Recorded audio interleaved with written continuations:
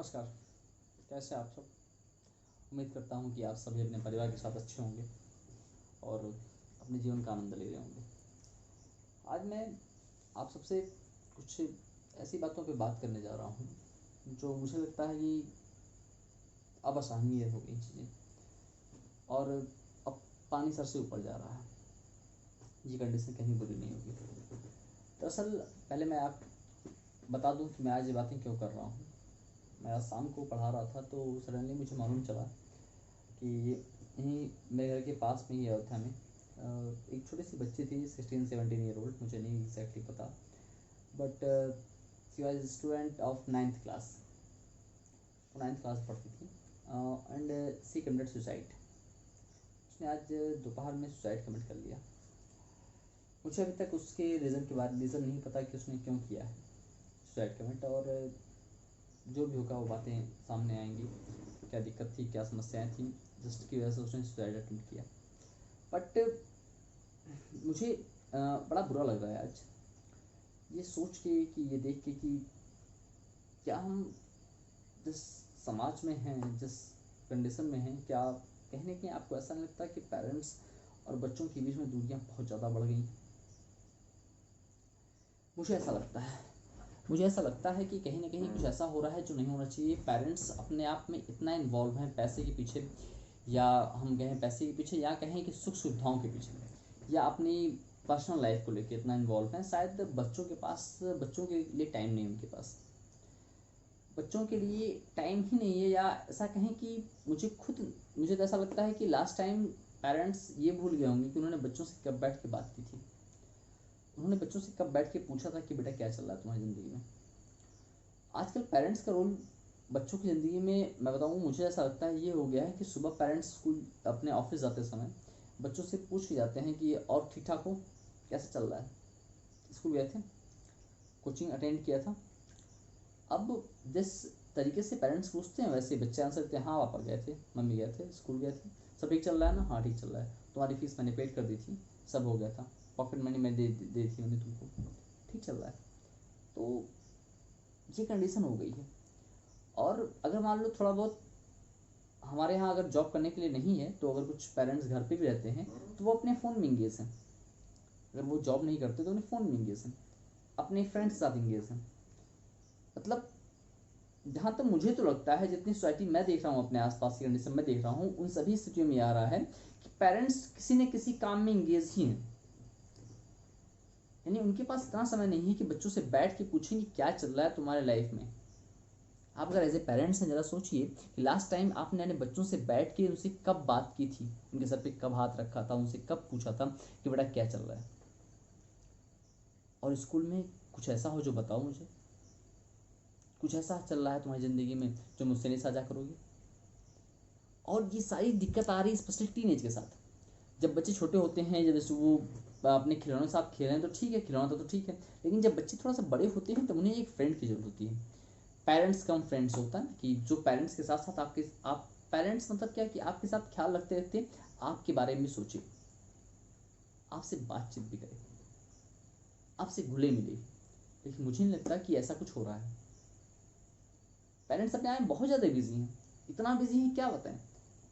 और अब तो ये जो फ़ोन वाला सिस्टम हो गया है, फ़ोन उन्होंने दे रखा है कि हाँ लो भाई फ़ोन लो। छोटा छोटे बच्चे जो हैं वो अपने आप में फ़ोन में इंगेज हैं। Just he was just 11 year और 12 ईयर ओल्ड, जो 11 साल 12 साल के बच्चे हैं, पेरेंट्स ने उनको फ़ोन दे रखा है कि हाँ लो भाई तुम पकड़ो फ़ोन, अपना काम करो, मुझे डिस्टर्ब ना करो प्लीज़, मैं व्हाट्सएप चला रहा हूँ, प्लीज़ डिस्टर्ब ना करो मुझे। इरिटेट हो रहे हैं वो बच्चों से बात करने के लिए। बच्चे भी क्या, मतलब आपको मैं बताऊँ कि 14, 15, 16, 17 ईयर की एज के जो बच्चे हैं, जिन्हें ठीक से पता भी नहीं है कि क्या है, वो फेसबुक पे, इंस्टा पे वर्चुअल फ्रेंड सर्च कर रहे हैं जो उनसे बातें कर सकें। अब क्या लगता है कि फ्रेंड्स की ज़रूरत क्यों पड़ रही है? इतनी ज़्यादा सोशल नेटवर्किंग साइट्स पे लोग जो सर्च कर रहे हैं और बहुत सारी चीज़ें हो रही हैं, बातचीत कर रहे हैं, टाइम स्पेंड कर रहे हैं, ज़रूरत क्यों पड़ रही है? ज़रूरत ही क्यों पड़ रही भाई? सीधी सी बात है कि उनसे सुनने वाला कोई नहीं उनके घर में। पेरेंट्स के पास टाइम नहीं है, वो अपने आप में इंगेज हैं, अपने हाई एम्बिशंस में इंगेज हैं। मुझे नहीं पता किस चीज़ में इंगेज हैं भाई, लेकिन बस इतना जानो पेरेंट्स, इतना समझने का प्रयास कीजिए आप कि आप किसके लिए कर रहे हो, बच्चों के लिए कर रहे हो ना, लेकिन बच्चों से आप दूर हो जा रहे हो। मेरा ये कहना गलत नहीं होगा कि हम एक ऐसे अनाथालय में जिसका नाम घर है, हम एक ऐसे अनाथालय में जिसका नाम घर है, बस महज कहने को घर है, पापा मम्मी हैं महज कहने के लिए बस, बाकी आपके साथ कब बैठा है, कब बैठ के उन्होंने बात की है, उन्हें खुद भी नहीं पता होगा, और आपको भी नहीं पता होगा कि अब आपने अपने दर्द बैठ के उनके साथ बांटे हैं। आपने आपको भी नहीं याद होगा कि कब आपने as a mother, as a father बच्चों से पूछा है कि चलो ठीक है खेल के आते हैं। कब खेलने गए हो लास्ट टाइम, याद है आपको बच्चों के साथ? कब ऐसा हुआ है कि तुमने कहा चलो ठीक है आज बैठ के बातें करते हैं, आज फ़ोन नहीं यूज़ करेंगे, आज बातें करते हैं? इस टाइम हुआ है? खाने के टाइम में भी तुम इंगेज हो, टीवी में, फ़ोन में इंगेज हो, उस समय भी इंगेज हो, कोई मतलब नहीं बच्चों से बच्चे क्या कर रहे हैं। और पहले की दिक्कतें केवल हाई सोसाइटी में थी, अब दिक्कतें आ रही हैं मिडिल क्लास में भी और अपर मिडिल क्लास में भी, लोअर मिडिल क्लास में भी दिक्कतें आ रही हैं। यहाँ भी पेरेंट्स इंगेज हैं अपने स्थान पे। अगर तुम्हें लगता है कि हाँ तुम सब कुछ सही कर रहे हो, या मैं ये नहीं कह रहा हूँ कि आप अपनी जगह पे गलत नहीं है, लेकिन जरा सोचो इस बात के लिए कि जिंदगियां जा कहाँ रही हैं। क्या समझ रखे हो कि सब कुछ ऐसे चल रहा है? अपने आप नहीं चलने वाला। थोड़ा सा सोचो, सोचिए थोड़ा सा, उनको टाइम दीजिए थोड़ा सा। पेरेंट्स और बच्चों के बीच में जो गैपिंग है, जो डिस्टेंस बढ़ते जा रहे हैं, day per day, day per day, day per day बढ़ते ही जा रहे हैं, उन्हें कम कीजिए। साइकेट्रिक की जरूरत पड़ रही है, काउंसलर की जरूरत पड़ रही है। आप बच्चों को ले जा रहे हैं काउंसलर के पास कि काउंसलिंग कीजिए, क्या दिक्कत आ रही है, उनके साथ प्रॉब्लम क्या है, बच्चा बहुत इरिटेटिंग हो जा रहा है, ये हो जा रहा है, छोटे बच्चे बहुत ही इरिटेटिंग हो गए हैं, उनके साथ समझ नहीं आता क्या किया जाए, तो आप डॉक्टर्स, न्यूरोलॉजिस्ट के पास ले जाते हो, साइकोलॉजिस्ट के पास ले जा रहे हो। मतलब समझो, एक मदर से ज़्यादा करीब तो कोई नहीं होता ना, एक माता से ज़्यादा करीब तो किसी बच्चे का कोई नहीं हो सकता ना। आप क्यों नहीं समझ पा रहे हो? एक पिता से ज़्यादा तो स्नेह कोई नहीं दे सकता ना। आप क्यों नहीं समझ पा रहे हो इस बात को कि बच्चों को आपकी ज़रूरत है? उन्हें आपके पैसे के साथ साथ, पैसे कम, आपका टाइम ज़्यादा चाहिए। आपको टाइम देने की ज़रूरत है, थोड़ा सा टाइम दीजिए उन्हें। हफ्ते में डिसाइड कर लीजिए कब आप बच्चों के साथ बैठेंगे, कब आप बच्चों के साथ टाइम बात करेंगे। उनके साथ बात कीजिए, बहस ना कीजिए, बात कीजिए। और कैसे हो, ठीक ठाक चल रहा है कि नहीं चल रहा है, और बताओ, बैठो कुछ बताओ अपने बारे में, क्या कर रहे हो इस समय।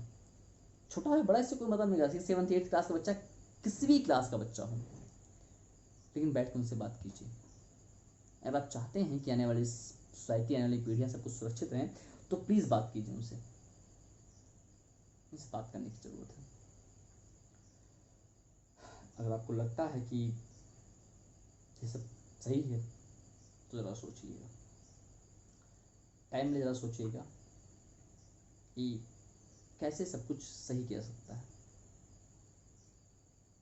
और इस जो घर रूप भी अनाथालय है, इसको कैसे दोबारा घर बनाया सकता है। थैंक्स। जफ्ते।